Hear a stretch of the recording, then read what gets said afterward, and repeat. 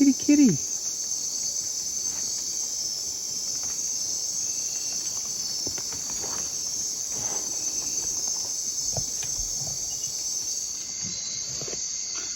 The Ocelot's back.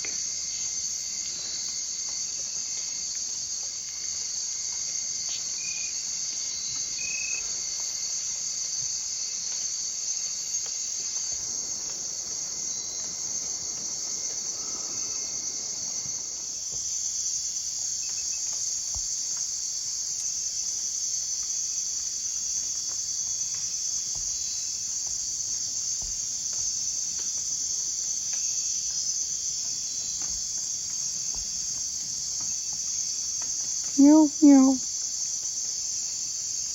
And this ocelot's name is Camelot. I first saw her as a kitten back in February with her mom on some trail camera pictures. We saw them out hunting on several occasions. Her mom is an ocelot that we called Sherry, and we've been tracking her for over 5 years on the trail cameras. You see, ocelots and other cats have distinct patterns, and it makes recognizing them pretty easily when you can match them up to some good trail camera images. So how do we do this? Well, let's take a closer look at Sherry's shoulder pattern.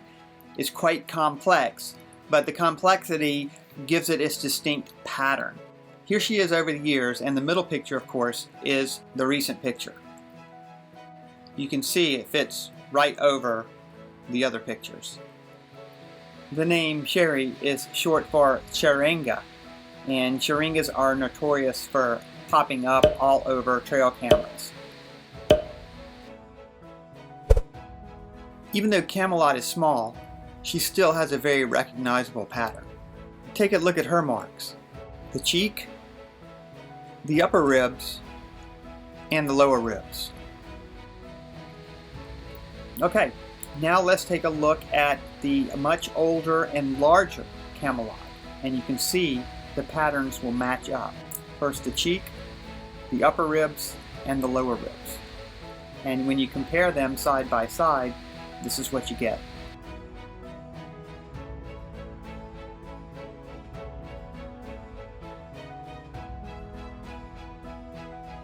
Let's look at the other side of Camelot. And you can see that the pattern is very complex, but it's also very distinctive. On this side, let's focus on the face and the shoulder blade. On her face, she's got 2 dots followed by kind of a straight line and then a C pattern. And her shoulder blade, she's got quite a distinctive hook. And you can see, once again, that she's got the 2 dots, the line, and the C pattern followed by the hook. Again, it's a dead-on match. Some people have a hard time seeing this, but let's take a look at another ocelot. You can see the facial markings are very different, and also there's no hook. And this ocelot is a big male. The interesting thing about Camelot is that since she was a kitten, she's grown up with these funny boxes strapped to trees that make red or bright or white lights in the jungle at nighttime. So she's pretty much used to trail cameras.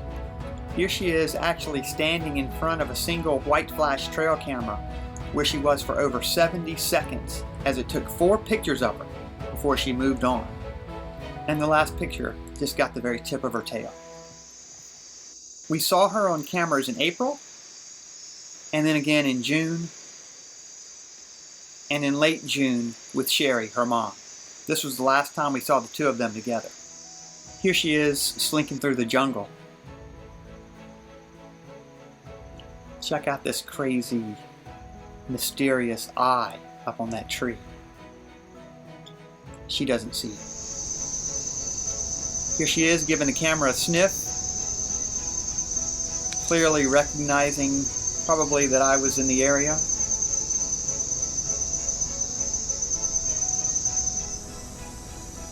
And here she is again, passing by one of our other cameras. But watch, she looks right at it.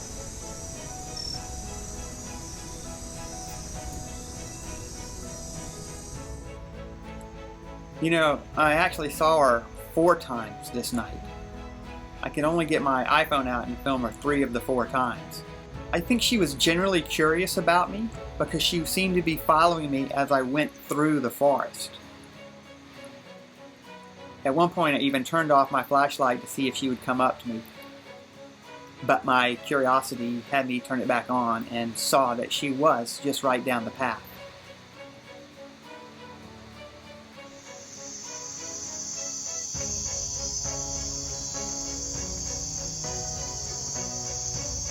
Meow, meow. Later that night, I passed by one of our cellular trail cameras and got this image right around 9 o'clock of me crossing over a log. And Camelot followed my very same path just before midnight.